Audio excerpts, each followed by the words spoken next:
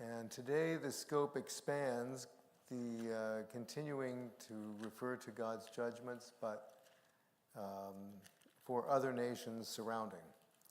There are lots of nations, and lots of nations even just covered in these chapters. The text was a long one for this study, covering 15 chapters.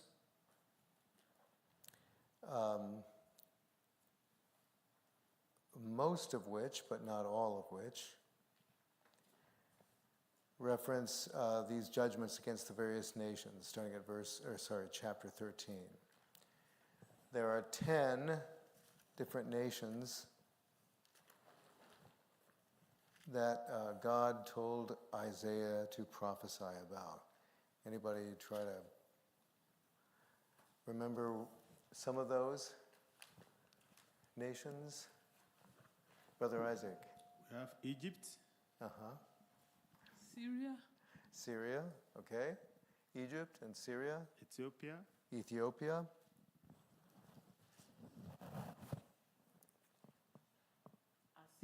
Assyria. Babylon, that's definitely right. Moab, that's right. Let's see. Palestina, yes. Assyria. Libya? Assyria. Assyria, that's right. So we have both Syria and Assyria, which are two different countries. Edom, okay. Arabia. You're just reading down the list. That's not fair. That's okay. You're right. Let's see. I think we've only got one more left. Phoenicia, Tyre or Phoenicia. That's right. Okay. So what I'm mainly going to be doing is, or at least for starters, a lot of this text is looking at the judgments for each of these nations. Again, as is typical for Wednesday Bible study service, we're not going to read all of the text, all the chapters and all the text, but we will highlight some of these. And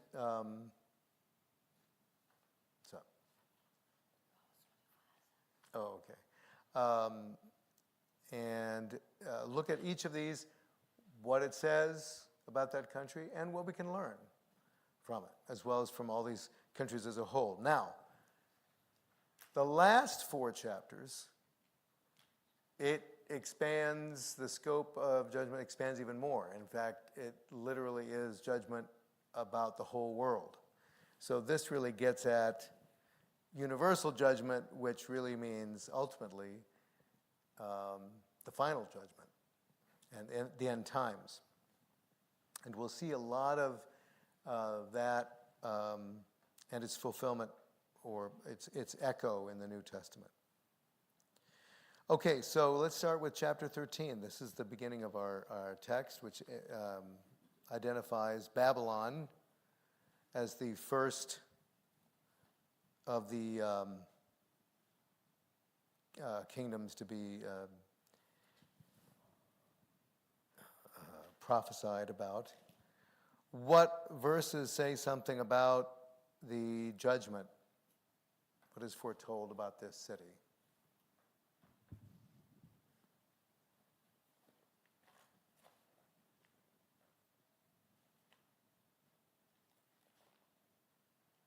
I mean, the whole thing is its judgment, but if you could just even identify a couple of verses that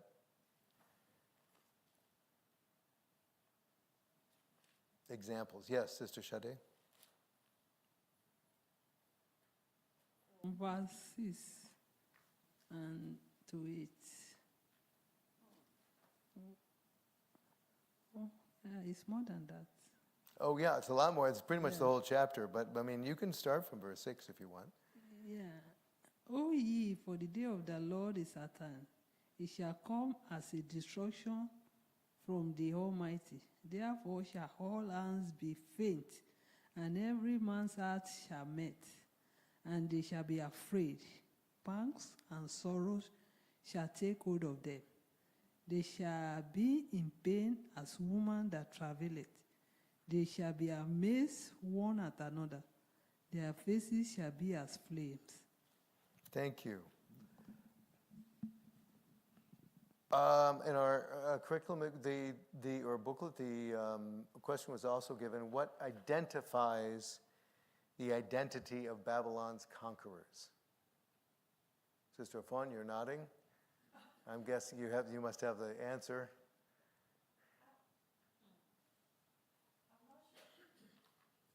I know the answer. Maybe ruthlessness. Ruthlessness? Well, that's certainly a reason for it, which is actually a question I thought to ask also, which is, didn't God use Babylon to judge Judah? So why would God judge Babylon for doing what God wanted to against Judah? We'll save that question for a couple of more minutes, but for right now, I'm going to still ask, what verse identifies the conquerors of Babylon? It's in that. Yeah. Yeah. Verse 17. Oh, there you go. Go ahead, Sister Esther. Go ahead and read that for us, please. Behold, I will stir up the Medes against them, which shall not regard silver, and as for good, they shall not delight in it. Okay. So it identifies the Medes. Now, what does it mean to say they will not regard silver or delight in gold? They don't like silver and gold? Do you have any silver or gold things? What does that mean?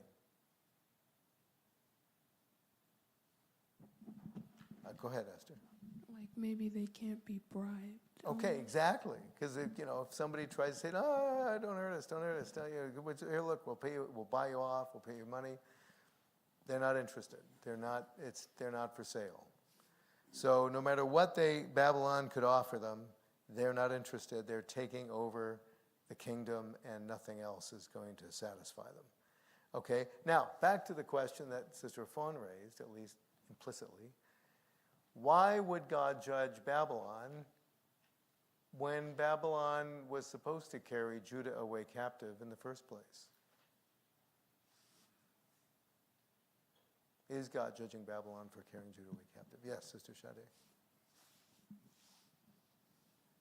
For me, I believe that every sin that is not repented of will be judged, no matter who does it. Okay.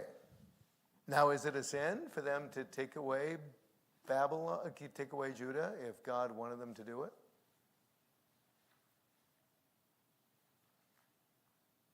Go ahead, Godwin. You're shaking your head. Do you have anything else to add to that, or did anybody else want to add to anything?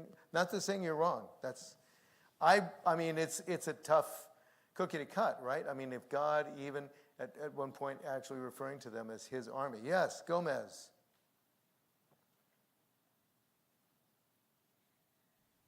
Yeah, I thought if you do the will of God, you are not sinning. So Okay. if your question is your question, I don't understand the question. Because if Babylon is doing what God has them to do, it cannot be a sin, right? That would Or make am sense, I absolutely. misunderstanding you? No, you're not misunderstanding me. That's what I'm getting at. If that's the case, and I would agree with you about that, then why is God judging Babylon? Now, Sister Sade said any sin that's not repented of is going to be judged. That's true. So if it's not a sin for Babylon to take over Judah, then what would they be being judged for? Yeti, you got an idea, it looks like. Yeah, I was just thinking about the New Testament passage. I probably don't know exactly which part now. That says, you who condemn someone that they steal, do you also steal? You who condemn someone that they commit adultery, do you also commit adultery? Because even if God uses you to judge somebody who is sinning, if you are doing the same thing, God is coming back to you. You're not going to go free either.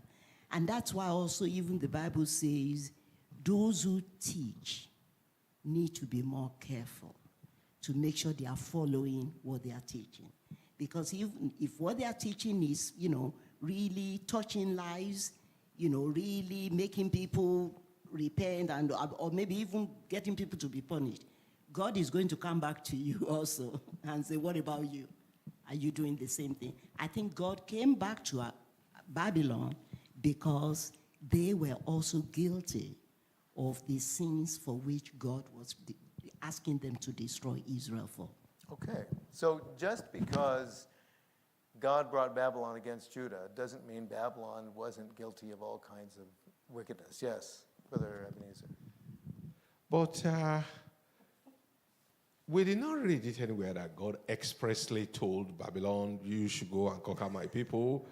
This is just God acting in his sovereignty. Yeah. And I will say an unconverted soul will almost always mess up because they are not connected with God. It's not as if God is asking, do it this way, do it this way. But No, God you're is just right. using them for the purpose. That's an excellent point. In fact, you could put it this way. It's the same thing you see over and over again, even in the Exodus from Egypt, that God has a hedge about Israel. When they sinned, that hedge comes down. And when the hedge comes down, the way of the world happens to them, the same as happened to anybody else. Babylon is out to conquer the whole world. I mean, what Babylon did to Judah, it also did to Egypt, it did to Assyria, it did to all kinds of peoples. Judah was just in the way. It was just there. It was another piece of territory to take. And without God's protection, the Babylonians are going to take it. So Brother Ebenezer is right. It's not like Nebuchadnezzar was listening to God and, I have a vision from God that I should take over Judah. Yes, go ahead. Wasn't there a place where God actually called him my servant? Right, but again, that's why I'm saying it's not like he's literally listening to God. Because right? used it. But, yeah, using what Babylon was going to do anyway, or would want to do anyway. I guess my point in asking all these questions about what is God judging Babylon for, you can't really, what Babylon is doing to Judah had it coming. But what happens after that, and even before that, as far as that goes, the fact of what happened to Judah, that's God's judgment. But all the other things that Babylon is doing in its own borders, to its own people, that's where I was getting at with, why all this came to my mind was Sister Afon's use of the word ruthlessness. They're ruthless with their own people. They're ruthless with everybody. This is not a model of what Judah was supposed to be in the first place or anything like that. They're still pagan. They're still ruthless. In fact, you see there in that 13th chapter, look at verse 9, yeah. Somebody read that, verses 9 through 11 of chapter 13. Chapter 13, 9. Behold, the day of the Lord cometh, cruel, both with wrath and fierce anger, to lay the land desolate, and he shall destroy the sinners thereof out of it. For the stars of heaven and the constellations thereof shall not give their light. The sun shall be darkened in his going forth, and the moon shall not cause her light to shine. And I will punish the world for their evil, and the wicked for their iniquity. And I will cause the arrogancy of the proud to cease, and will lay low the haughtiness of the terrible. Okay.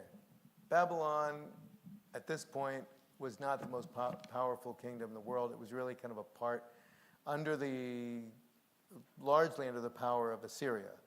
But it was to become the most powerful country just about in the world, even overtaking Egypt. And so it kind of fits to say this in the midst of the judgment against Babylon, but this is true literally of the whole world. He said, I will punish the world for their evil. and the wicked for their iniquity. So anywhere there's iniquity, punishment is going to come. There's no nation that's going to escape because it's got some special perk or special favor from God. They get off the hook. Okay. And that continues. That judgment continues down through chapter 14. My wife and I we were looking at this. She was asking, is there a particular king when it says in verse, was it 5? No, 4. Verse 4 of chapter 14, that thou shalt take up this proverb against the king of Babylon. How hath the oppressor ceased? The golden city ceased. The Lord hath broken the staff of the wicked and the scepter of the rulers. Maybe I should, back off there a little bit and actually, verses, without reading the whole passage, verses 1 through 5, to whom is that addressed? It's about Babylon, but to whom is it addressed?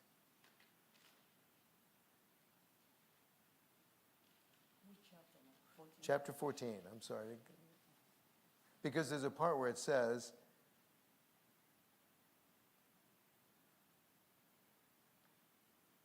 thy sorrow, in verse 3, rest from thy sorrow, from thy fear. Who's the thou?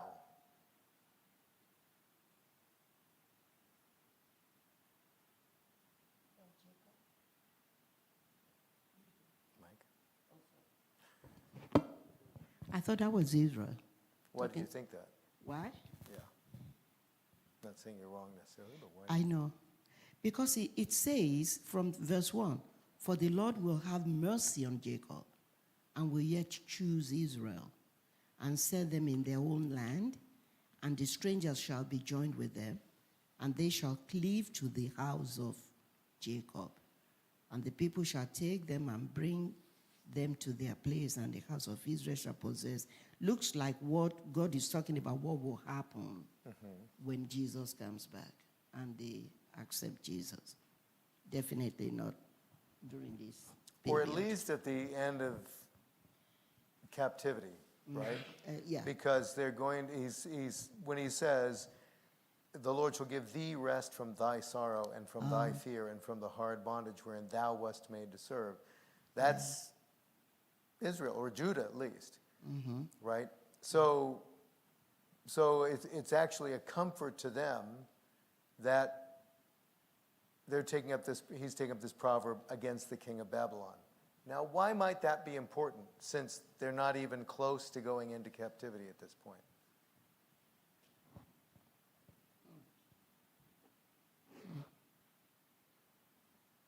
I think Israel, the northern kingdom of Israel, has already gone into captivity from the Assyrians, but the Assyrians are later on in the chapter.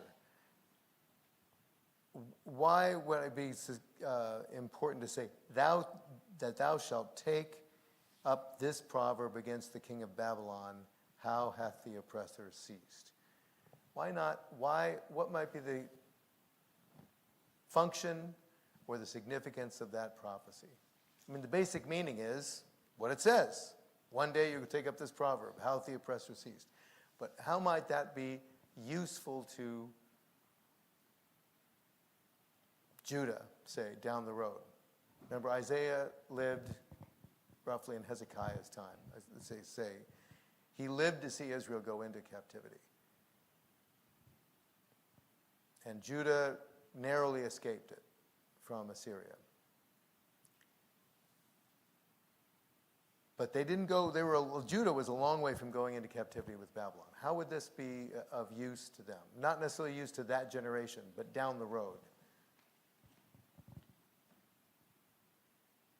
Yes, Esther. So that the people who go into captivity can remember and kind of be encouraged that it won't last forever. Thank you. Exactly. So they have, yes, Brother Ebenezer. I even think it will even be useful for those of that generation Okay. say if more they about pay attention. That's why Daniel could be calm, because he understood the prophecy. that. That's So right. those who are going at that time could be useful for them too. Why was he praying outside, facing his window and praying 3 times a day? I've heard people say, oh, that was civil disobedience. There was a lot more to that than just civil disobedience. Why was he opening the window every day, 3 times a day and praying out of his window? He remembered what the prayer of Solomon. The prayer of Solomon, right?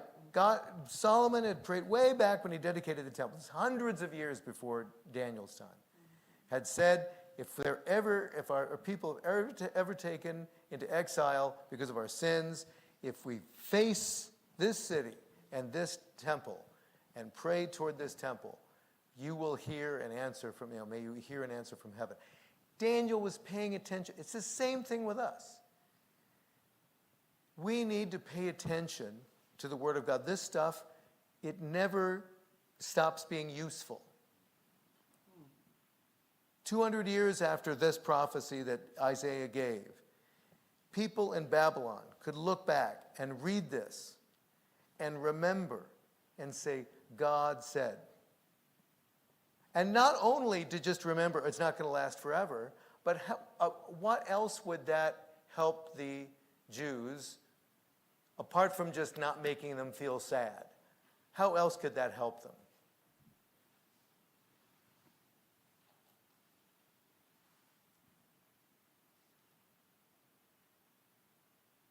To know that it's not going to last forever. If the Jews know they're in captivity in Babylon, it's not going to last forever, how would that help them apart from just making them not feel sad?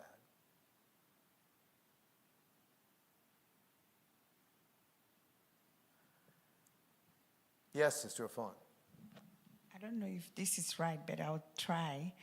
It's just like things come to us today, like we say, these two shall pass away. And I think that's the same thing here. When they've seen I don't know. I'm always lost with the history like this. Judah, Babylon, Israel. I'm always lost, but I always think I'll just go back and get the history together. So when we remember the Israelites, what they went through and how they were, they will go to God for help. God will help them, and then they will go and worship idol and back and forth, back and forth. They just remember that God, who helped them before, will help them again. So they go back to God. So I was just thinking, with that, your question, that these two shall pass away, and God will always give us victory. Okay, encouraging God will always give us victory. Let's think of it from the reverse point of view. Suppose you're Jewish, you're from Judah, you're in Babylon, and you don't know that it's not going to last forever. You think, well, we're just stuck. This is it. This is where we're going to live. Till, who knows, till the end of time, the end of history. What direction might that push you? What conclusion might you reach if you think, well, we're just going to be stuck here forever?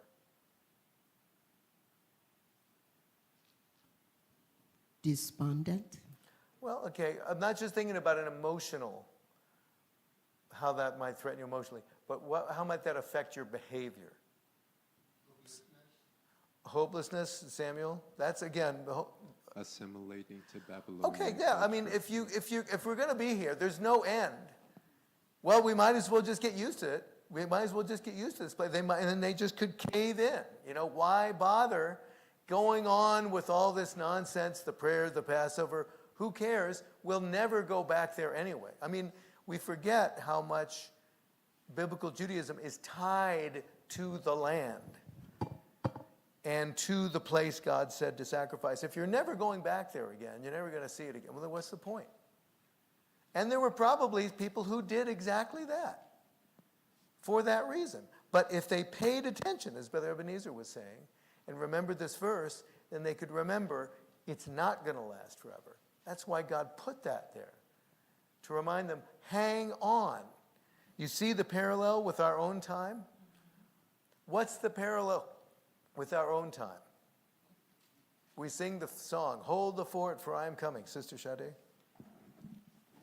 Yeah, I was thinking of asking that question before, but now I got it. Like, why is it that sometimes we too, when we are in a certain situation, we felt that will be the end of our life, and we know we just get used to it. Like, so if today we too, we should be looking at the promises of God concerning our life. Exactly. We shouldn't focus on what surrounds us. Exactly. That's why Jesus said, in this world you'll have tribulation, but be of good cheer because I've overcome the world, right? In other words, don't give up. Hang on. There is, and even this verse, the day of the Lord cometh, cruel both with wrath and fierce anger. I mean, as Brother Ebenezer said, that should strike godly fear in the heart of every person from Judah. But us too. The fact that it's not only that we should keep ourselves clean, but also, he says, I will punish the world for their evil. It isn't a hopeless situation. Go ahead. You said, look, you were going to say something. Yeah, I was also thinking about what Samuel said, that what that would do for us also is not to assimilate, not to give up and say, oh, we'll just be like the world, since there's no end, to whatever is going on. We can still remain faithful like Daniel. Daniel didn't want to assimilate. The 3 Hebrew children didn't want to be like the Babylonians because they knew what God had promised, and they were very hopeful that their lives were not going to end there. Right. Yeah. Okay. Now, sorry, did you have anything with it? Go ahead. Because I was just thinking, it's so applicable to us today in so many ways. I was thinking, people in the countries where there is oppression, like Nigeria now, some so-called Christians are joining the bandwagon. If you can't beat them, join them. It's lack of this understanding. Mm-hmm. Or when some people are persecuting us, and we think like as if they are going to win. If we truly understand, we'll be pitying them. Right. Thank you very much. I used to wonder, like, why in the world do you need to have, this is part of a longer string of prophecies against lots of different nations. There are other things said about God will bring you back from Babylon, lots of these kind of prophecies in Isaiah. And I used to wonder, why is Isaiah saying this stuff, hundreds of years before the Babylonian captivity? But it makes sense. Some modern scholars even said maybe there's a second Isaiah who lived after the Babylonian captivity. But it makes sense to say this in advance so that for all of these reasons that we've been giving, if we know in advance there's trouble coming. Jesus is unique, I feel. He's obviously unique in many ways, but many things that makes Jesus unique among sort of gurus or, teachers, prophets, whatever, is anybody who comes to follow him. He's not saying, there's one time he said, come unto me, all ye that labor and are heavy laden, and I'll give you rest. But most of the time, when people, at least when an individual came up to him and said, oh, I want to follow you. Or if, when he said to his disciples, most of the time, he gave them a pretty hard luck story.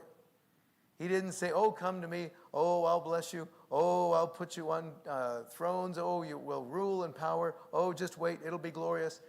He said, everybody's going to hate you for my sake. People will kill you. People will think they're doing God a favor when they kill you.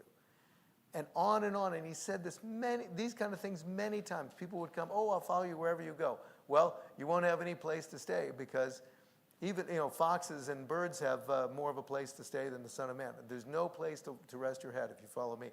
And on and on and on. So this is why he sets us up like this, because then when the troubles come, we're not caught flat-footed. and we don't give in. Now, the next nation to be talked about, I spent a lot of time on Babylon, is Assyria. That starts at verse 25. I'll break the Assyrian in my land. I have to get a little check here.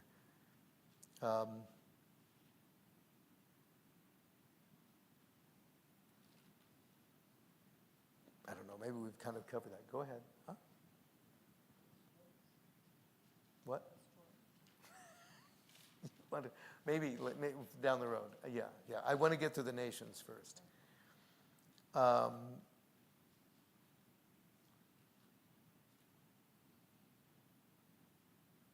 Well, I don't know. Maybe that's kind of, I'll just pass through, as I guess we've already kind of touched on Assyria. Assyria, of course, ends up being conquered by Babylon, actually. And then there's Moab in chapter 15. What is the judgment that God gives against Moab?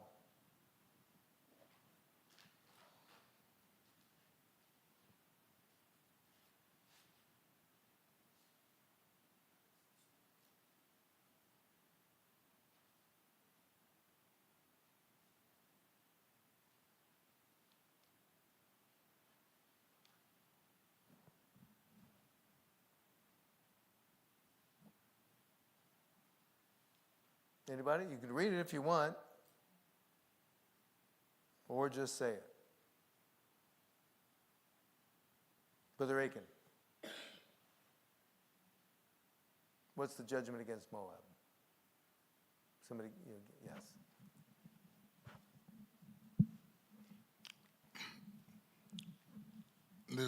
They became like a wasteland. Okay, yeah, that's right. Anybody know how this is fulfilled?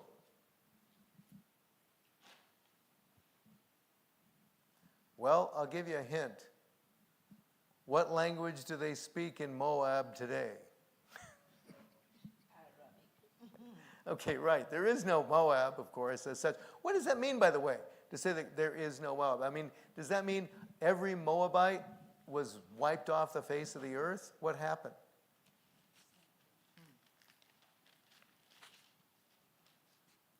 Anybody? Esther? Conquered them. They kind of like blended it into their culture. Right. They just don't. There's nobody. Like I said, there's nobody walking around today saying, I'm a Moabite," or "I'm 3/5 Moabite," or whatever. They're still around. In fact, if you look in the 12th chapter of Daniel, there's even a prophecy about Moab in the future from our point of view, even after us. And it says that when the Antichrist comes and basically wipes all through the Middle East, he said 3 kingdoms or whatever, these lands will escape out of his hand: Edom, Moab, and I'll get it here in a second. Edom, Moab. Come on, Charles. Edom, Moab, and Ammon. Thank you. You jogged my memory.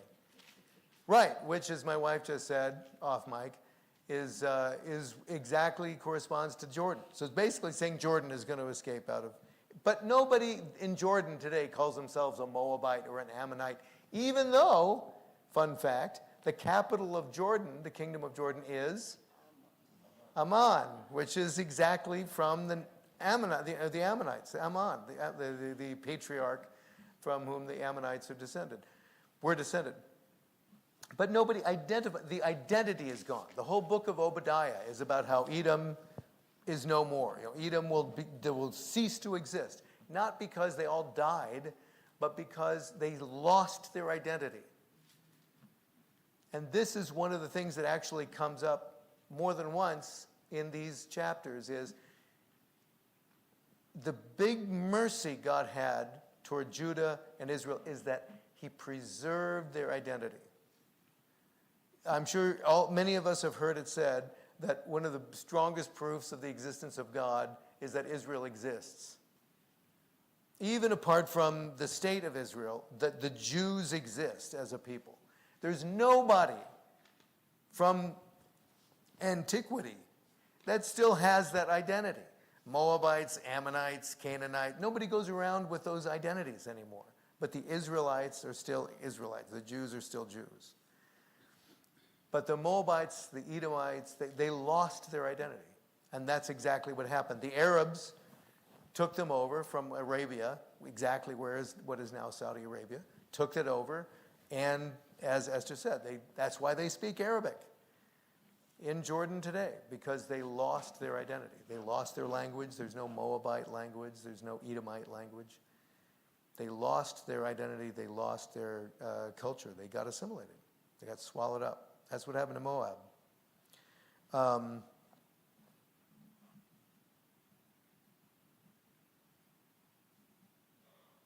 Why did that happen? We're referred to chapter 16, verse 6. Somebody read that for us, please. Chapter 16, verse 6. We have heard of the pride of Moab. He is very proud, even of his haughtiness, and his pride, and his wrath. But his lies shall not be so. Therefore shall Moab howl for Moab. Everyone shall howl for the foundation of Kiashet Shaimah. Surely they are stricken. Okay, thank you. That's good, thank you. That it goes on and on about all the things that will be because basically it's just saying, so what's the reason? What's the reason given there in those verses? Pride. So connect the dots. What's the cause? What's the result? Just put it together in a sentence for me. Pride goeth before destruction. Well, you get on the mic. Pride goeth before destruction. Okay, again, but how about putting it the way I said it? I'm not trying to be egotistical here, but That when people are proud, okay. they end up being destroyed. Well, I didn't say they were destroyed, right? Oh, what did you say? What happened? What Right. happened to the Moabites? Oh, wiped out.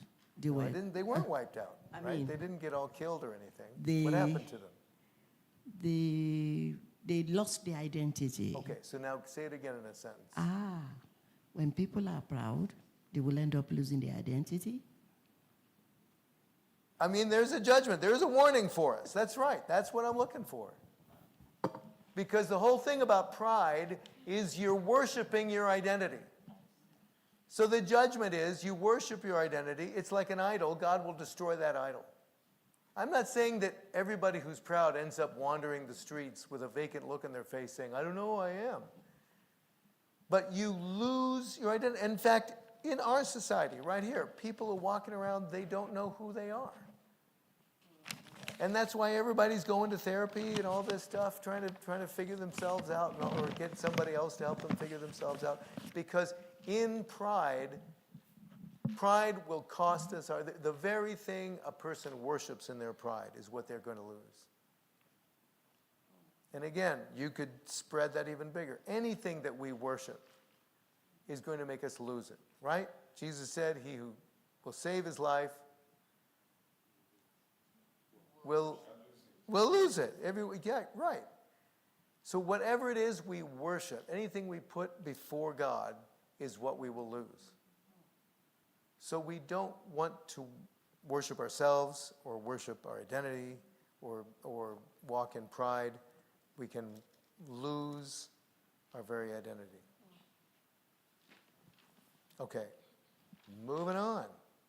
We got a lot of kingdoms here. Let's see, moving on to 17. Who's judged there in chapter 17?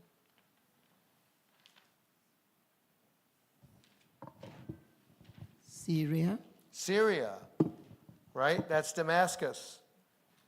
Okay?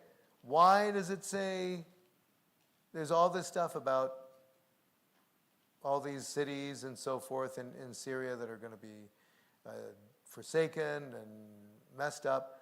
And then it says, the fortress also shall, looking at verse 3 here of chapter 17, the fortress also shall cease from Ephraim, and the kingdom from Damascus, and the remnant of Syria. All this about Syria. But wait a minute. Ephraim, that's not part of Syria. Which kingdom is that part of? That's part of Israel. Also, verse 4, it even says, in that day shall come to pass that the glory of Jacob shall be made thin.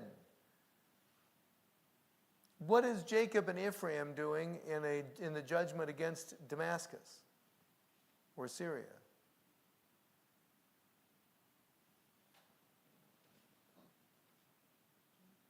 Go ahead, Brother Ebenezer. Didn't Ephraim made a deal with Syria to attack Israel? To attack Judah? Judah, yeah, right. More than once, right? They forged alliances with Syria. They're always turning to Syria for help because they were godless. And so they're looking to human alliances and human solutions, human strength, to win their battles, right? Basically what would happen is God's judgment, again, it's the same thing. The hedge comes down, problems come down on us in Israel. What do? Do they fall on their face before God and say, God, we've sinned, please have mercy on us and deliver? No, they say, I know where we'll go. We'll turn to Syria. When we join forces, then we'll be able to come out victorious. They're looking for a human solution to a spiritual problem. Again, very much like what we see in our society today also. People are continually looking to human, natural, military, and other kinds of solutions, economic solutions, whatever, to problems that are caused by spiritual problems, and it doesn't work. So that's what it's saying. It's saying it's not only is God going to judge Syria, but Jacob is going to help you. The glory of Jacob is going to wear thin. So don't look to them to help you. Just like Israel looked to Syria to help them, Syria looked to Israel to help them. And God is saying, they're not going to bail you out of this one. Especially when Israel went into captivity from the Assyrians. So there again,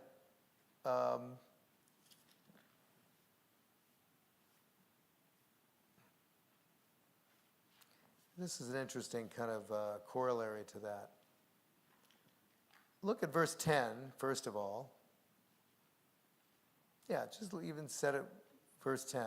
Somebody read that for us, please, of chapter 17. Or actually, sorry, 9 and 10. 9 and 10. In that day shall his strong cities be as a forsaken bow, and an uppermost branch, which they left because of the children of Israel, and there shall be desolation. Because thou hast forgotten the God of thy salvation, and hast not been mindful of the rock of thy strength, therefore shalt thou plant pleasant plants, and shalt set it with strange slips. Thank you. So there it is. You forgot the God, and he's still referring to him, the God of your salvation. God could still be their salvation, but they forgot it. They turned their back. And skimming down to verse 12, it goes on to say, woe to the multitude of many people who would make a noise like the noise of the seas. You can make all the noise you want, and the rushing of nations. Doesn't make any difference. When God's judgment comes, nobody's going to be able to stop it. That's true of this country. That's true of every country on earth today and every country on earth then. That's one of the big takeaways from this, but I'm gonna save that till later. I want to first just get through these sort of item by item. How far down the list have I gone now? I'm not going nearly as fast as I wanted to. Well, let's go down to chapter 18. I kind of skipped Palestine, but that was just a couple of verses. But we've gotten Babylon, Assyria, Palestina, Moab, and Syria. Now on to Ethiopia. What did Ethiopia do to anybody? Well, let's find out. So what does it say against Ethiopia in chapter 18?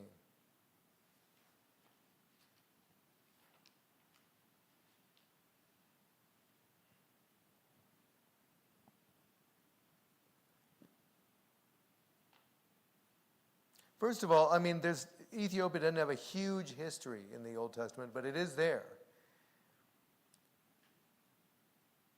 What interplay does Ethiopia have with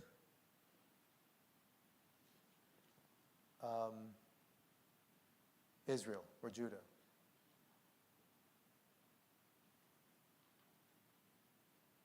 I mean, not in any, you don't have to, any one specific, you have to think names or dates, just in general. Where do you read about Ethiopia in Israel or Judah's history?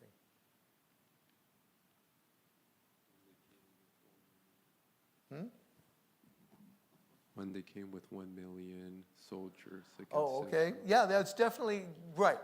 Okay, so even just in general, we can say there were times when Ethiopia attacked Israel, right? The famous case of King Asa, remember? Ethiopia came against Judah, and he trusted in God, and God delivered him. I hope I'm getting that right. That's the time that he did trust God, right? And then later, a smaller army came. A smaller army came, and we're going to make an alliance with Israel or Assyria or whatever, because he didn't trust God anymore. He's looking for human solutions. But that's an example of where, I mean, Ethiopia wasn't all out to get Judah all the time or attack them, but there were times when they came into conflict with Israel. They didn't have a lot of interaction with them. But even so, there's judgment laid on them. Again, because of that one thing said in the very first chapter of this text, chapter 13, I will judge the world for their iniquity. It doesn't matter who it is. If there's sin, like Sister Shade was saying earlier, if there's sin, any sin that's not repented of is going to be judged. So there's judgment laid also about Ethiopia. It may also have been one of the countries they're trying to, in fact, it says in verse 2, that sendeth ambassadors by the sea, even in vessels of bulrushes upon the waters, saying, go, ye swift messengers to a nation scattered and peeled, and so forth and so on. Now, this is interesting. It says, a nation scattered and peeled, a people terrible from their beginning, hitherto a nation meted out and trodden down, whose land the rivers have spoiled. And those exact words are used in verse 7. Somebody read that for us, please. Or verses 6 and 7. Let's read that. Verses 6. Yeah. They shall be left together unto the fowls of the mountains, and to the beasts of the earth. And the fowls shall summer upon them, and all the beasts of the earth shall winter upon them. In that time shall the present be brought unto the Lord of hosts of a people scattered and peeled, and from a people terrible from their beginning hitherto, a nation meted out and trodden under foot, whose land the rivers have spoiled, to the place of the name of the Lord of hosts, the Mount Zion. Thank you. So, exactly the same words to describe Ethiopians, except what is it saying about the Ethiopians at the end of that chapter? Well, that's also at the beginning of the chapter. But what it's saying at the end of the chapter, that's not at the beginning of the chapter.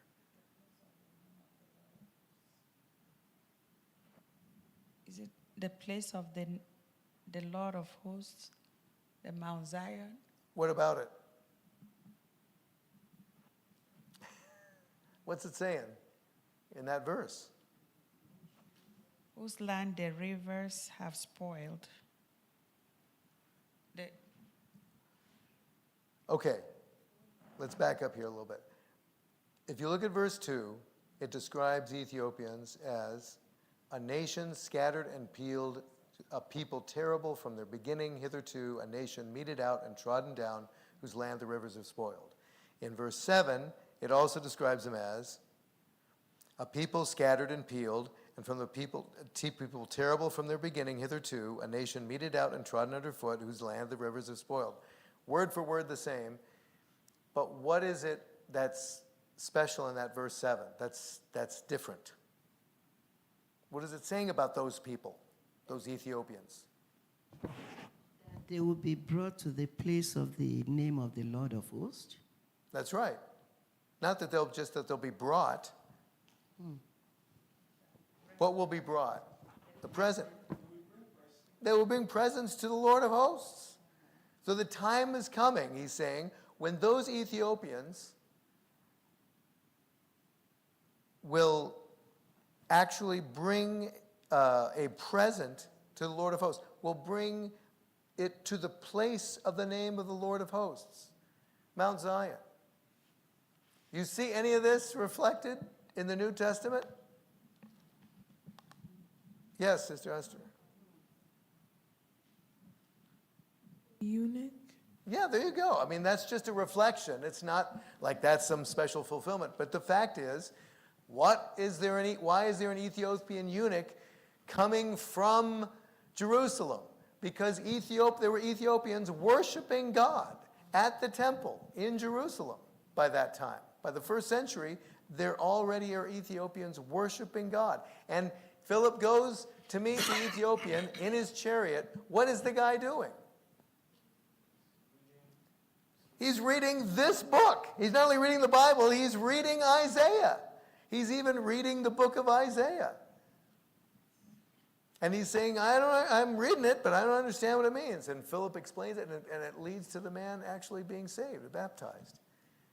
So, Brother Aiken, you look like you want to say something. Yeah, I have a question. Okay. Was Ethiopia had something to do with the fall of Assyria? No. Assyria is kind of where, if you want to put it in modern day terms, it's modern day Iraq. So the people who really, now actually, okay, let's say this. If you want to say, did they have something to do with it? Yes, they did. It's a very interesting history. We talked about this not too long ago. So Ethiopia tried to save Assyria, actually. So what happened after this time, as I said, Babylon is the one who really brought the judgment on Assyria, really sort of brought judgment on Assyria. They destroyed Assyria. They took over Assyria. Assyria had this big empire. They ended up actually swallowing up the northern kingdom of Israel, right? But they ended up coming into trouble. The Babylonians were trying to take over Assyria, which were further to the north of Babylon. But they're trying to take over Assyria. And at one point, I'm sorry, I'm confusing the Ethiopians with the Egyptians. It's the Egyptians. The Egyptians went to help, so it wasn't the Ethiopians. The Egyptians went to help the Assyrians, and King Josiah, in sort of a knee-jerk fashion, saying, Egypt equals bad, so go against the Egyptians. And the Egyptian himself says, look, God actually told me, unlike Nebuchadnezzar, that didn't actually hear from God, but the Egyptian said, the king of Egypt in this case said, God told me to go out and attack the Babylonians to save Assyria. Don't get in my way, please. And Josiah's like, no, you and I are going to fight. And they fought and fought and fought, and they lost. And in fact, that's how Josiah died. He got killed in that battle. And then the Egyptians went on, and they still went on ahead and fought the Assyrians. But by the time they got to the Assyrians, it was too late. The Babylonians had already captured too many key cities, and Assyria was done for. And in fact, the Egyptians ended up suffering a heavy defeat also, because the Babylonians couldn't join with the Babylonians because the Babylonians didn't exist anymore, basically, as an army. So the whole thing fell apart. That's how the Assyrians didn't exist anymore as an army. That's how Babylon took over Assyria, because the Egyptians, but the Ethiopians didn't really have much to do with that. The Ethiopians, we say Ethiopians, it's not exactly equivalent to the modern day country of Ethiopia. Partly, yes, but most of the territory of what they're calling Ethiopia here is what you would call modern day Sudan, actually. And maybe part of South Sudan or something, but mostly Sudan, but part of Ethiopia. But that's the area.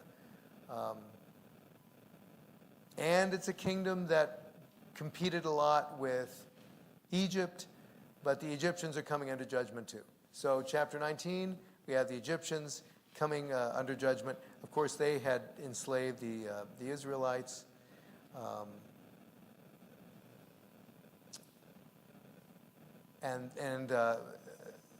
the Israelites came out of there. But by this time, in the 8th century BC, and even more so in subsequent centuries, Judah kept looking to Egypt the way the northern kingdom of Israel looked to Syria as an ally, as a military ally. First of all, what's the basic judgment against Egypt by God here? You can pick any part you want or just summarize it for me. Yes, Esther. Self-destruction. Okay, say more about that. What do you mean by self-destruction? Well, in verse 2, it says that the Egyptians will be fighting against themselves. Okay, there you go. So civil war, basically, right? And we see that all through the history, not that there was constantly happening through the history of Egypt, but numerous times. It's kind of like China. You know, China likes to think that they've existed consistently for thousands of years. China, as you see it on a map today, has not existed for thousands and thousands of years. If you actually look at a historical map like China down through the centuries, half the time they're like this big country, and then half the time they're all broken up, and there's like 6 different competing, the thing falls apart, and there are all these competing kingdoms that are warring against each other, and then eventually they get their act back together again, and then it falls apart again. There isn't like this one consistent, and even when there's a consistent empire, there's one dynasty after another dynasty. Same thing with Egypt. Egypt didn't just stay this one monolithic country for centuries. They fell apart. There were, one kingdom or one dynasty would overthrow another dynasty, or they'd be completely overthrown by a different power, and it'd be a different kingdom altogether. Same thing they said is going to happen. In fact, in this case, it's basically saying the next time it's going to happen, they'll never recover. I mean, Egypt is still there to this day. There's a country called Egypt, but it is not one of the great world powers today. It's not the big world, it's not what, the Soviet Union was or what the United States is today. That's what Egypt used to be. But by this time, and even more so the next century and the century after that, Egypt, in fact, ends up getting swallowed up by Babylon. And so what should Judah have, what lesson should they learn? This is Isaiah, a prophet in Judah, is saying this. This is what's going to happen to Egypt. What lesson should they have learned from that? I mean, there's more than one lesson they could learn, but what lesson should they have learned from that? If Egyptians' judgment was to fight themselves, the Judah shouldn't have looked for them, for allies. Okay, exactly. If they don't have much of a future, they're not the people. Look at verse, was it 15? Verse 13. Look at verse 13. Zoan is just one of the areas in Egypt. The princes of Zoan are become fools. The princes of Noph are deceived. They've also seduced Egypt, even they that are the stay of the tribes thereof. Okay, so in other words, they're seduced and deceived by their own people. If that's the case, why would you look to these people like these are a strong military force, these are a strong bulwark of security? This is not a country that you can count on. Okay? Some people, like my wife, might chafe at verse 16, but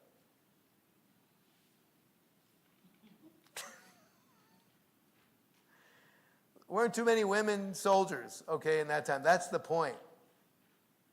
Egypt, it says, in that day shall Egypt be like unto women. It'd be afraid and fear because of the shaking of the hand of the Lord of hosts. He's basically saying, this is not the country you should be trusting. Don't put your trust, don't lean your weight on Egypt. And we know that in the time of Jehoiakim and what's his name? Zedekiah and all the, they turn, Egypt will save us from the Babylonians. We don't really have to pay tribute. Egypt will protect us. And Jeremiah God tried to tell them through Jeremiah, Egypt is finished. There's no, it's absurd. You're just committing suicide by trusting in Egypt. And they got this message 150 years before that happened. So they had no excuse not to pay attention. Okay, that's Egypt. What about in chapter 20? If you look, my wife was reading down this list, mentions Egypt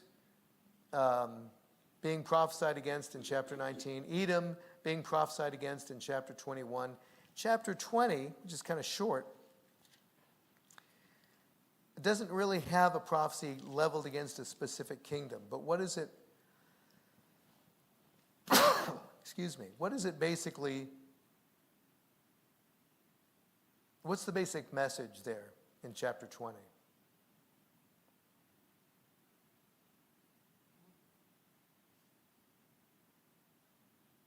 Let's get the basic concrete message first, and let's try to get the message. Let's just read verses, this is almost the whole chapter, but 2 through 5.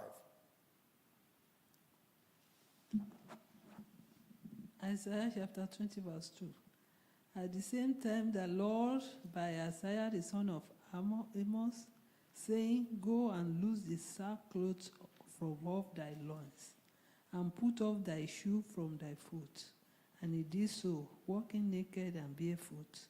And the Lord said, Like as my servant Isaiah hath walked naked and barefoot 3 years for a sign and wonder upon Egypt and upon Ethiopia, so shall the king of Assyria lead away the Egyptian prisoners and the Ethiopian captives, young and old, naked and barefoot, even with their buttocks uncovered, to the shame of Egypt.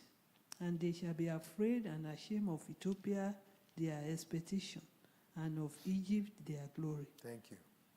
Again, the same basic message. All these kingdoms, we're getting close to the end of the list here, but with these, especially these big powers like Babylon, Assyria, Ethiopia, Syria, Egypt, the big message here is, cursed be the man that trusteth in man, and maketh flesh his arm. There's none of these power you think is what he's saying. He said they'll be ashamed of Ethiopia. Turn to page. They shall be afraid and ashamed of Ethiopia, their expectation. That expectation. They could always count on Ethiopia. Then they're going to end up being ashamed of Ethiopia. They have the glory in Egypt. They'll be ashamed of Egypt, their glory. The very peoples and nations and countries you think today, they're unshakable. Nothing could ever change. Well, it's not true. The whole reason, a big part of the reason, do you know how many decades? I don't know how many decades. At least one, though, if not 2 decades. People in the State Department warned the United States about Al-Qaeda before the actual attack on September 11th, 2001. And there was even a time they actually tried to blow up the UN. They set off a bomb in the basement garage, thinking that the whole rest of the building, if they just blow up the underneath, the whole rest of it will just collapse. And it didn't work. They just blew up some pillars and the ceiling of the basement garage collapsed, and a lot of people were severely injured. Maybe some people were killed, but the rest of the UN building stayed up. And the government still didn't do anything. Didn't do any special investigation on Al-Qaeda. And I actually remember reading somebody from the State Department said, this is in the 1990s, said, are we going to have to wait until somebody blows up the United States, until they actually attack the United States head on before they actually start listening to us? And that's exactly what happened. Why? Because of this exact same attitude, it can never happen here. We're the United States of America. We've never had a war on our soil, And this is even they could have prevented this. They had years and years of intelligence saying, go after these guys. And they're like, yeah, whatever. That's basically what happened. One administration after another. Because it can't happen here. This is exactly the attitude that they had back in antiquity about Ethiopia, about Egypt, about Babylon, about Assyria. And the big message here is the only unshakable rock is the God of heaven and earth. No country, no kingdom, no potentate can offer that same kind of assurance. In chapter 21, who do we have judgments against here? It says, go up, O Elam, besiege, O Media, all the sighing thereof have I made to cease. Who's that? No. What? Well, Edom is in there, but who is Elam and Media that's going to besiege? That's going to besiege? No. Yeah, the Persian. Elam and Media, the Elamites and the Medes are basically the two peoples. They're totally different peoples, but the two peoples combined are what made up the nation of the Persians. What is today Iran? Some expatriates still call it Persia because they don't like what's going on over there. But that's who they're talking about. Just so you know, that's who they're talking about. They're basically, it's God saying Persia is going to have the way. And ultimately, again, just like we already read in chapter 13, they ended up, of course, taking over Babylon. That's exactly what happened. This also lets us know, again, there's no other reliable, not only can you only count on God with this kind of absolute assurance, but everything God says, you can just make book on it, no matter how impossible it is. It'll happen. I always like to cite this example, and because this is a modern-day example of what I'm talking about. And then in 1970, there was a big book, actually New York Times bestseller, the general populace, the U.S., really wigged out over this book. It was called The Late Great Planet Earth. And it was about Bible prophecy, from a literal Bible-believing prophecy about the end times, and it was laying it out in terms of, here are these countries, here's what they correspond to today, here's what's going to happen, da-da-da-da-da. And people bought this book by the millions. And it was all part of this big move during the 70s, thousands and millions of people are turning to Christ for the answers. But what's interesting is that when the author was talking about what's going to happen in the future, and he identified one particular item in Bible, in Ezekiel, as referring to Germany. That Germany is going to join with the Turkic nations and blah, blah, blah. So he said, since this refers to Germany, this means East Germany will do blah, blah, blah, blah, blah. And I thought, well, it doesn't say East Gomer or whatever. It's just, so it's like, that would mean to me, if you're just taking that at face value, that East Germany and West Germany are going to have to reunite. And I just said that in my own mind. This is like in the late 70s, right in the thick of the Cold War. And there was a general movement that people were thinking, oh, maybe Germany should reunite. And it was just like, it was like a utopian pipe dream. Because East Germany was communist and on the side of the Soviet Union, West Germany was with the United States and the Allied powers. And I thought, but they've got to reunite if that's really Bible prophecy and that's really going to happen. And finally, in the late 1980s, right after Antonia and I got married, I can remember sitting in our kitchen just after we got married. We just got back from our honeymoon. And I heard on the news, somebody was asking the communist chancellor of East Germany about this, because there was more and more fervent talk about reunification. People talking about reunification. And the communist chancellor of East Germany said, Germany will not reunify in 1,000 years. And I heard that and I thought, Germany's going to reunify. Just purely on the basis of Bible prophecy. And 6 months after that news story, Erich Honecker, the Chancellor of East Germany, was in prison for mass murder, and Helmut Kohl was already doing all the administrative work to reunify East and West Germany into a single country called Germany for the first time since World War II. Just as a modern example of, it doesn't matter how impossible, what the pundits say or whatever. God has the last say.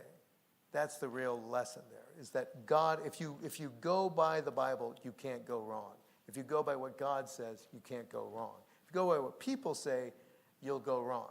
Sorry, you wanted to say something. Well, I was just going to also add, even the fact that Israel is a nation today, it's only because of Bible. Before I came to Apostolic Faith Church, I'd heard little murmurings about, evangelicals, it's Israel, it's a fulfillment of prophecy. And I thought, well, you can say anything, you can always predict the past. And I always assumed that these evangelicals had predicted or whatever, were saying Israel's becoming a nation was a fulfillment of Bible prophecy after Israel became a nation. Only later finding out, people were saying this, evangelicals were saying this back in the 20s and earlier. And when they did, everybody who wasn't a born-again Christian was like, you people this proves you're insane. Saying Israel is going to become a country, there's going to be a country called Israel, was like saying, the Italians is going to start wearing togas again and saying, Hail Caesar, and riding around in chariots. It's like, that's 2,000 years ago. What are you talking about? And within a couple of decades, it became real. And then it's so funny because then you read the newspapers. I read, like New York Times from like 1948, and they're like, nobody saw it coming. Who would have thought it? Nobody thought it. Well, somebody saw it coming. The people who believed God and believed His word saw it coming. So yeah, that's an even more dramatic example. Plus, their language survived. Right. The only language that's dead and became alive. That's right. In the world. It's amazing. Yeah. If you study linguistics, you'll find out how impossible that is. Nobody's speaking modern Latin today. I mean, Hebrew existed as a liturgical language, of course, all that time, but so did Latin. But nobody's revived Latin as a living language. And nobody, even languages that haven't died, like Irish, for example, or Cherokee, people are constantly struggling to they made it like mandatory in Ireland. You can't get a college degree unless you study Irish for so many years. And it's still barely existing as a living language. And it never even died. Hebrew was a dead language functionally for centuries. And now people are on the street, like selling fish, for riding their bicycles and chatting with each other over coffee in Hebrew. Sorry, Brother Abis, you were going to say something. As we are talking to that, we are familiar with the Bible, but it might be good for us to bring it home. For example, those of us from Nigeria, do you know where the Yoruba come from? And I don't think we are talking of less than 1,000 years now. Right. We don't even really know their intention, and they are scattered all over. They are in Sierra Leone, they are everywhere. And if not for Zero Yoruba Nation, whatever they are saying right now, you wouldn't even know that Yoruba are in all those places before. Just as an example. And all this is also telling me, I'm sorry, because I like to bring this home. Yeah. It's very easy for us to look at Judah and say, why were they so dumb? But we are dumber. Why I say that is that just as real as it is today for somebody to tell you the governor or the chancellor of the university is mad at you, and you are not even a professor, you are just a staff, And God is saying, don't worry. I think it's going to be lunatic. I think my boss smiled at me then, maybe she just waved it away when I was going through some issues some year back. And I told her, I meant it, but I'm not sure my faith was. I told her, if God wants me to be the vice chancellor of UW, President Trump colluding together with the governor cannot stop it. But that is the reality. That's right. So even in our own life, because we could see people ganging against us and God said, don't worry, but it will be very difficult for us not to do that.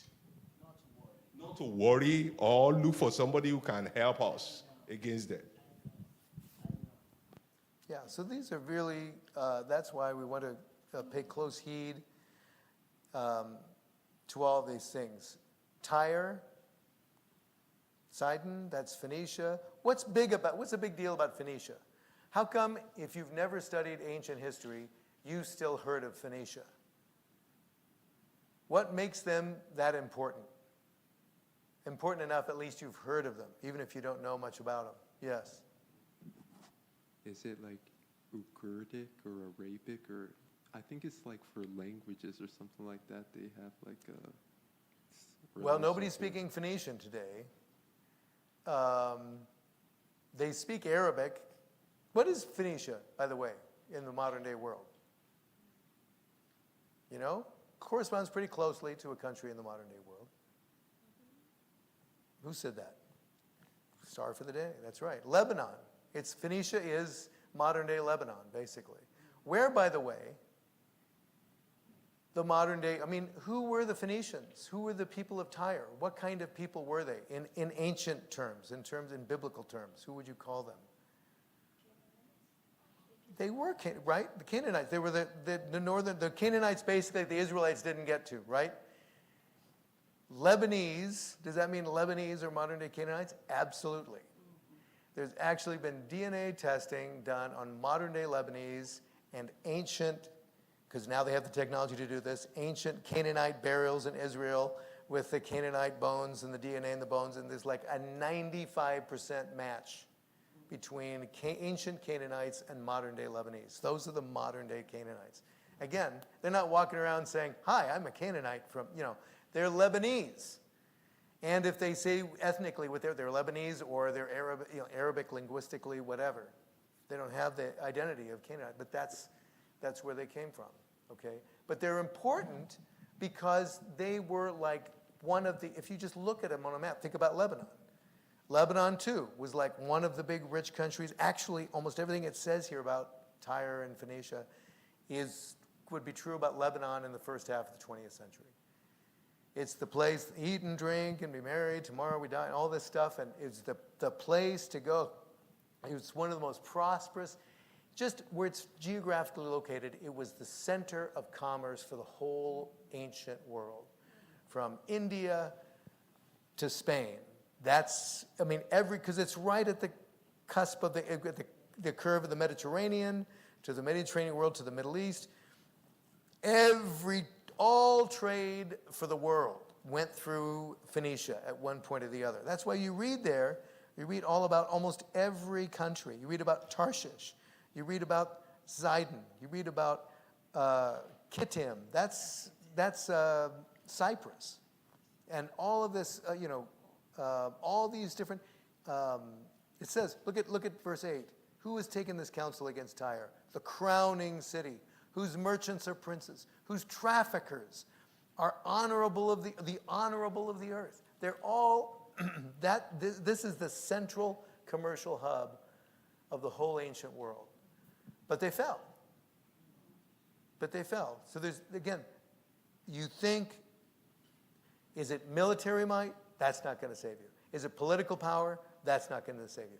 It's money. That's what does it. No, that's not going to save you either. Economic power, that's not going to save you. There's nothing that's going to save you if God decides to judge you. Yes? Yeah. How did Armenians come on linked to these Lebanese people? Armenians? Yes. I don't know that they are linked. I mean, geographically, they're a little bit, I guess, northwestern of Lebanon, but they're just directly east of Turkey. But I don't know that they're related in any way. Armenia is another country that's like a crossroads to everywhere. They're between Turkey and Lebanon, Syria, Iran. There's a little Greece. There's a little bit of everything in Armenia. Yeah. So what I'm taking away from this is, if we want to apply it to our lives now, that it doesn't matter if the whole world is against us. That's true. If we can just be on God's side, right, God will give us victory. And conversely, if you're not on God's side, it doesn't matter if the whole world supports you. That's true. You're toast. So that's those are some of the real takeaways here. Now, beyond, that's chapter 23. Our text went all the way through chapter 27. The rest of it is about, as I say, the whole world, the end times. Maybe before I go to that, do you really want to talk about? You want to, I don't know if I even want to open this can of worms, but my wife wanted to really open it. I feel like if I go home, you'll be like, I'm really disappointed you didn't say anything. So, oh, no. I'm saying I want to keep my wife happy. There's nothing wrong with that. My wife is not abusive to me in that regard. I'm just saying. It's about this verse of Lucifer.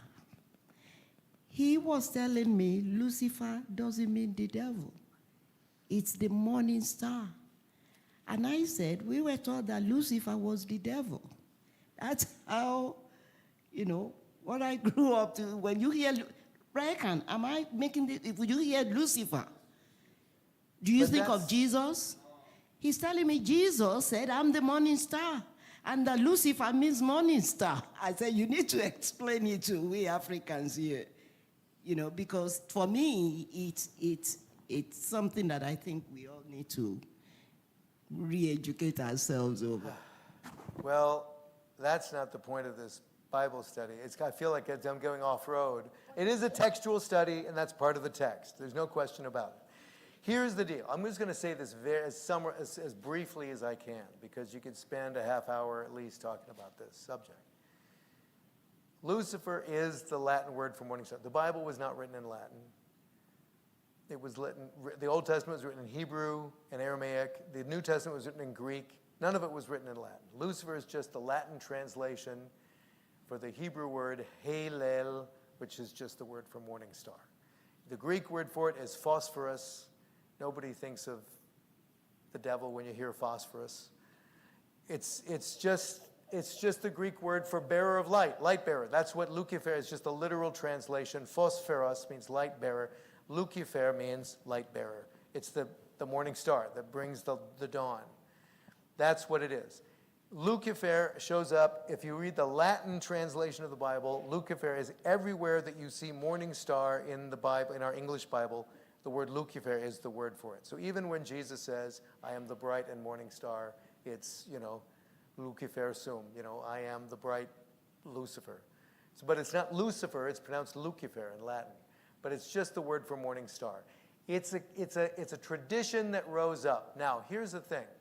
Lots of these human-made traditions, they usually rise up in the Middle Ages, because that's when people kind of dropped out of the Bible and just started making stuff up. This was actually started a lot earlier. So the question could arise, why did this arise even so much earlier than the Middle Ages? And in fact, still, nobody generally referred to the devil as Lucifer until like the 5th or 6th century. So almost the Middle Ages. But people first referred to this verse in Isaiah as referring to the devil way back in the early 3rd century, late 2nd, early 3rd century. Why that long ago? And why is it nobody wants to give it up? Like, no matter how many times, people have been saying this for generations. It's just the morning star. It's not referring to the devil. Nobody wants to give it up. The reason is because people feel a need to know where where Satan came from. And they say, hey, there it is, there's the story. That's exactly how this got started in the first place, because Bible scholars back in the 2nd century and the 3rd century were combing the Bible. It's got to be in here somewhere. Where did the devil become the devil? Because either the devil became the devil or God made the devil as the devil. And I've read exactly one writer, I know he's all alone in this world, I'm sure, I don't even remember his name, a modern writer, who actually proposed that God just made the devil as Satan. He made him evil from the beginning. And he used Jesus' quote, because Jesus said he was a murderer from the beginning. He's a liar and the father of it. Well, I don't buy into that. I'm just going to tell you right now, in case you use Ebenezer's expression, before you think I've lost my salvation. I'm not a heretic. I don't buy into that. But the fact is, we don't have a clear, definite explanation. Here's where, if the devil started out something good, what was the good thing he started out as? How did it become Satan? We don't have, here's the story. And if it makes you feel any better, we also don't have any story saying, here's when God made the angels. You can guess, you could deduce, nothing wrong with that, but you have to deduce. You got to conclude. It doesn't, on the first day he created light. I can ask for anything in the created world. When did he make the galaxies? When did he make the planet Mars? When did he make geckos? When did he make bald eagles? You could tell me. You could use Genesis chapter 1 and you could say, that's the day he made this. That's the day he made that. But angels, you have to do a few logical steps. You can't say, oh, there it is. That's where he made the angels. So that's part of the mystery, okay? But I think where Satan came from is even more part of the mystery of what's the problem of evil? Why do bad things happen to good people? You remember God said to Job, I could tell you the answer. There's an answer, but you wouldn't understand what I was saying. It'd be like I'm speaking Mandarin Chinese to somebody who doesn't know Mandarin Chinese, right? It's like when a professor was once explaining to me about advanced syntactic theory, and I told him I'd never had a class on syntax. And he said, oh, okay, so when I'm giving this lecture, I might as well be speaking Hittite to you. And I said, well, no, not exactly. I know something about Hittite, but I know nothing at all about this advanced theory. So it's the same thing with the problem of evil. If you could solve the problem of evil, you'd understand where the devil came from and how we don't have a clue. But if people are like, no, I've got to know. So we have to accept the fact that that's a mystery. That's a mystery to us. As far as Isaiah 14, that's very clearly about Babylon and the king of Babylon, and we just have to leave it at that. And except for Godwin has his hand up. Didn't the Bible say the devil was a fallen angel? Nope. Sorry, that's the thing. It's like a lot of people say this. You can deduce that the devil was a fallen angel, but there's no verse that's saying the devil was once an angel and then he sinned against God. That's entirely possible. Some would even say probable, but you cannot quote chapter and verse on it. That's all I'm saying. And I'm saying it's very similar to the problem of evil. Is God just? Yes. Is he all-loving? Yes. Is he all-powerful? Yes. Then why do bad things happen to good people? I don't have an answer, but I know there's an answer. It doesn't mean I'm not saying God is not all-powerful, that God isn't loving, but we can't put, the pieces don't completely fit together. That's just our own limitation. Brother Ebenezer, you were going to say something. Hey, what do we say about the account in Revelations? Revelation? Some people will say that's what happened in the past. And some might say, because... Well, I mean, maybe I'm stepping out on a limb here. But if you're talking about Revelation chapter 12, to me, that's actually talking about the future. Because the Bible says the principalities and powers, they're in the air. They're in the air right now. That's the first heaven. When we're caught up, where are we caught up to? The sky. Where the principalities and powers are. It's exactly when that happens. It's exactly, if you look in Revelation 12, it's exactly when Christ and his church are caught up, that it says, then there's war in heaven, and the devil and his angels are cast out. They're not just cast out of the highest heaven, but they're cast out of all the heavens. Because it says they're not just cast down to the atmosphere or something, they're cast down to the earth and the sea, the dry land and the water. They're not in the air anymore. And it even says, rejoice, all you heavens, because it's all clean now. But woe to you in the earth and the sea, because now the devil has come down to you. I mean, the devil's around now, but what it's saying is now the devil has power over the earth, the way he's got power in the air. So, anyway, so that's what I would say. That's what I would say about that. But, yes. It's actually a good thing that, because when I was younger, I asked you about that Isaiah verse, and you were talking about how it meant King Nebuchadnezzar. It's actually good that you said that, because like there's also a similar verse in Ezekiel too. Yeah, but 28. it could also mean that. Well, the king of Tyre. Yeah.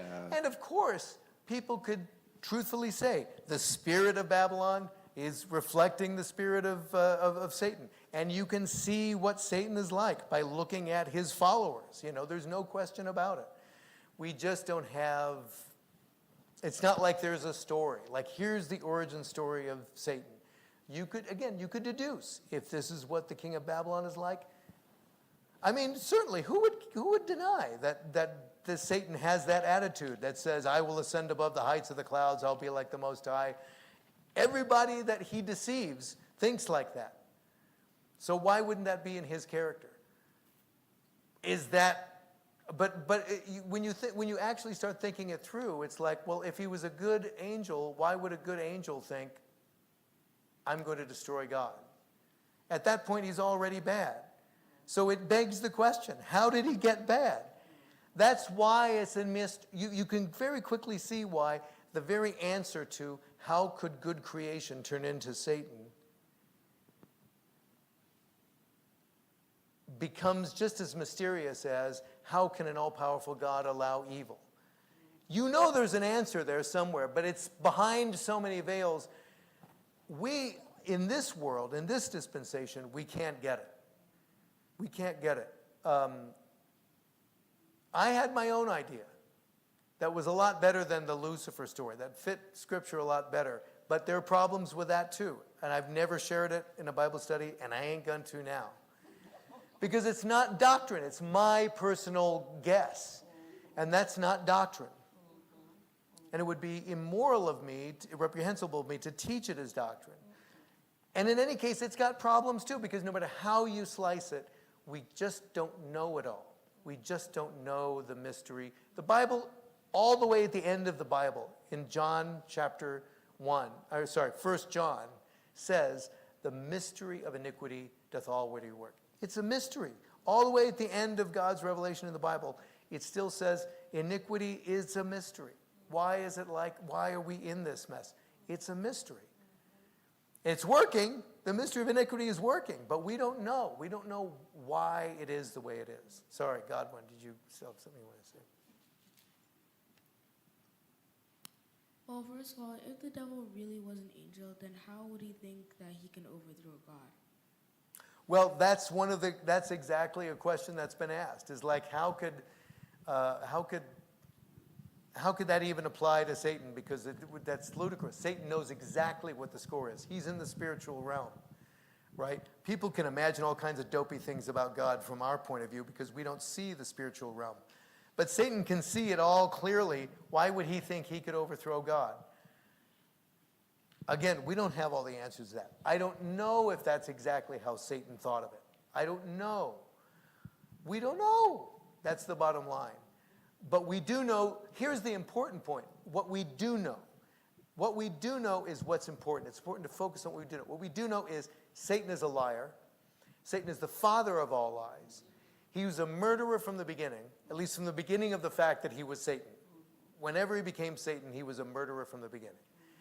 So all of those sins. The other thing that's important that we know, because there's a whole book which some even modern Christians like to tap into, called the Book of the Watchers, that interprets Genesis 6 like there are,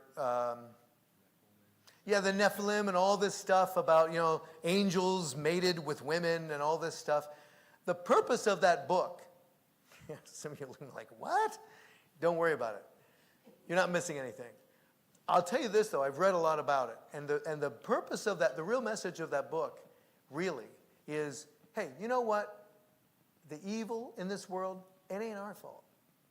It's those guys. It's those angels. They messed us up. We were just walking around minding our own business. And in came these angels and messed us up and taught us how to wage war and how to do all these evil things and work magic. The Bible says, that's why the Pharisees actually partly arose to stand against us and said, no, let's get back to basics. This is not from the angels. People are the ones who brought evil into this world. And it's the Pharisee, Paul the Apostle, who writes in Romans, by one man sin entered into this world, and death through sin. So it doesn't matter how Satan got to be Satan, because we never had to let him have anything to do with this world in the first place. It's one man. It's not the devil's fault. It's not the watchers' fault, whatever they are. It's not angels mating with people. It's one man, Adam and Eve. They're the ones who messed it all up. And we have walked in their footsteps ever since. So that's what we know. And that's what's important to know, because that's what we have something to say about. We have control over that. We can go to Jesus. And we can repent of our sins. And we can be freed from the law of sin. So it doesn't matter where the devil, where the father of lies came from. We can be free from lies. We can be free from the spirit of murder. We can be free from the law of sin. That much we know, and that's what matters. Gift, you had your hand up a long time ago. I don't know if somebody... Yeah, someone online was talking about, she replied that she said, while Scripture doesn't give us a clear timeline for the devil's origin or the creation of angels, we can still discern that pride and self-exaltation led to his fall, and others followed. And she also put later, we were known before the foundation of the world. It's all about God revealing himself to a creation capable of grasping not just life, but the depth of his infinite existence. Exactly. Thank you very much. That's in a sense paraphrasing what I just said. The important thing is focusing on what we do know. The revelation of God is not about where did the devil come from. And even what she said about we can discern, this is exactly the same thing. Again, we can conclude, we can deduce. And early Christian writers were actually divided on this point. Some people said it was really pride. Some people said, no, it was envy. So the first sin was envy. The devil envied man because God made man in his own image. And the devil was like, white man why can't I be made in his own image? But it doesn't matter, because envy, pride, we know those are of the devil. That's the important thing. They're of the devil, and we need to stay as far away from those things as possible. We've already talked about pride and the cost of pride in our day, and envy is deadly. So all of the, just like that commentator said online, the important thing is the Bible is God's revelation of himself. And I care a whole lot more about knowing about God than knowing about the devil. I want to get to the point where I don't even remember the devil ever existed. Because if we get to the new heavens and the new earth, you don't even have to think about the devil. It's like the devil isn't even in the universe anymore. And that's our real goal. So, now we got to remember about the devil. And we're not ignorant of his devices. But that's the main thing. We need to be aware of the devil and be aware of his devices and move in the opposite direction. That's the important point. Okay, okay, go ahead. I just have one question. Sure. You said that Jesus said that the devil was a murderer. Who did he kill? My wife asked a similar question. You're on a similar wavelength. That's a great question, actually, because it really shows what Jesus meant when he said he was a murderer from the beginning. Who did he kill? Well, I don't know that he killed anybody, but what was the first sin you read about after Adam and Eve's fall? Cain murdering his brother Abel, right? Where did he get that idea? From the devil. In fact, the Bible even says so. God himself spoke to Cain and said, if you don't watch out, he said, sin, and he's really talking about the devil. Sin is a croucher. That's the most literal translation of the Hebrew there.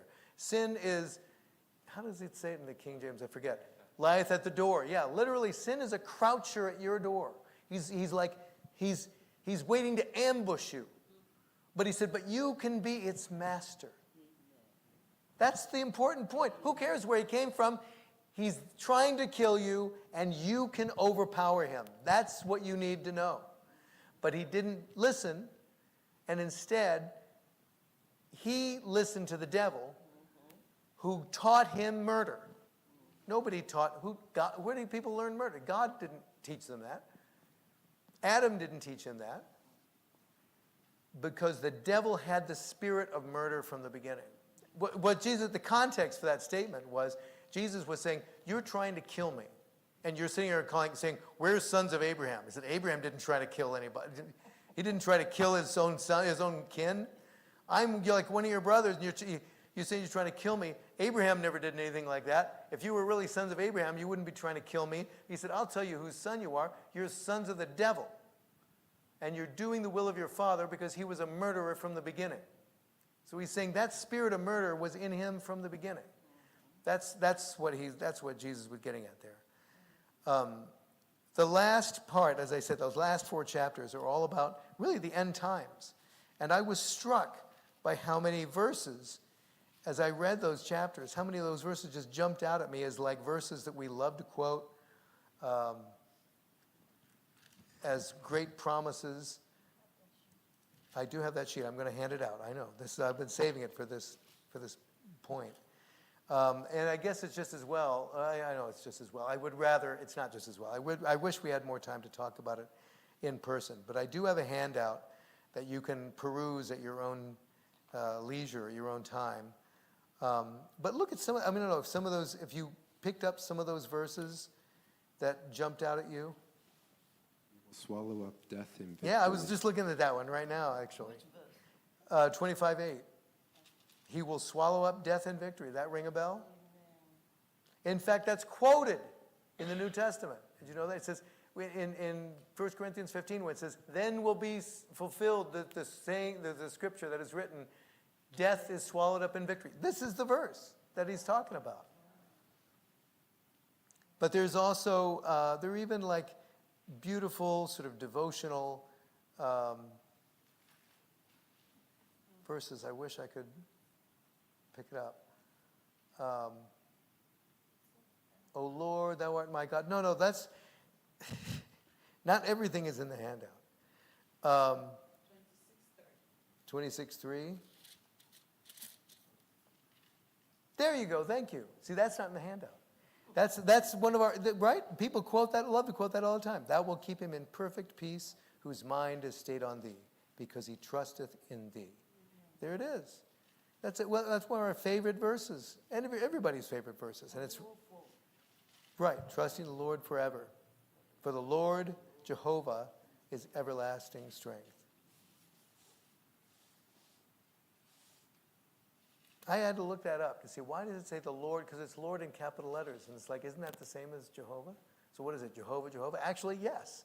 It's like God's name twice.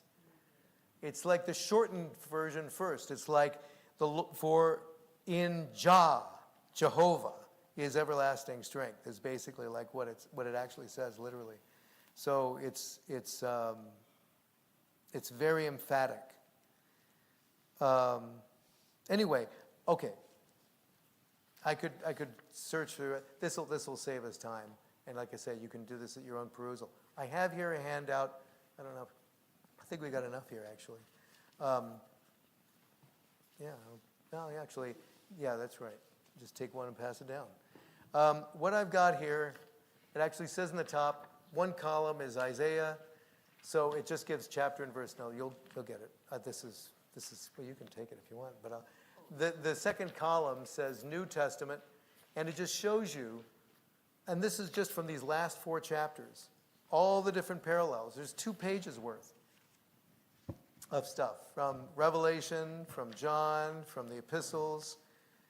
And it's amazing how Isaiah has all these statements about the last times, which Jesus himself quoted and referred to, and they're also referred to in the epistles and the book of Revelation. The parallels are really striking. I said New Testament, there's one exception. There's one verse in the New Testament column that's actually from the Old Testament. That's Joel 2:31. But I had to include that also. Okay. Yeah. Right. Oh, yeah, sure. No, you can't have any. Sorry. Since I'm on it, I got a movable mic, so I can keep talking for our audience at home. You can just take the whole stack there.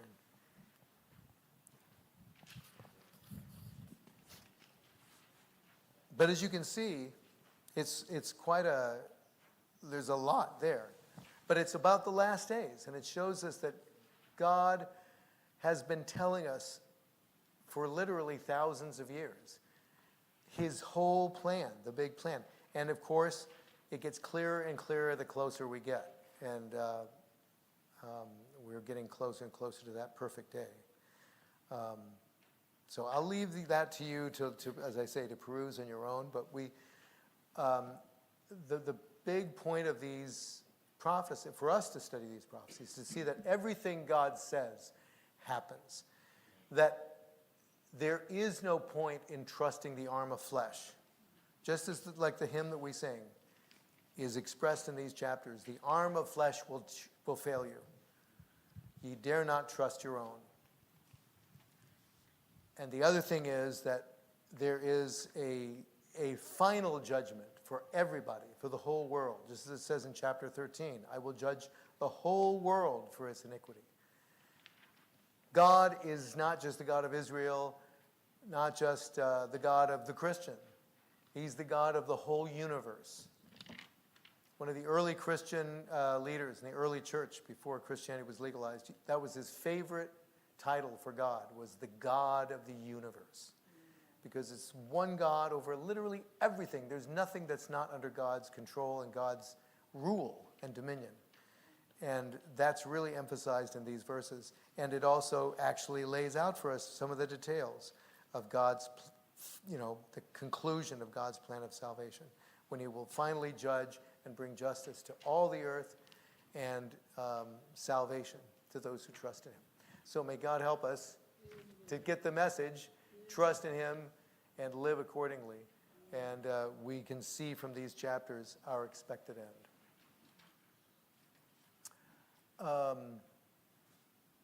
Brother Aiken, would you lead us in a closing prayer, please?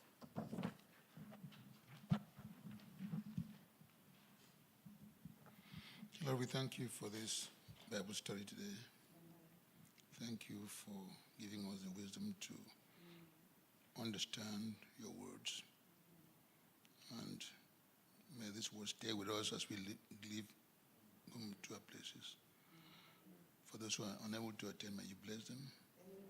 Give us a safe journey to our house. In Jesus' name we pray.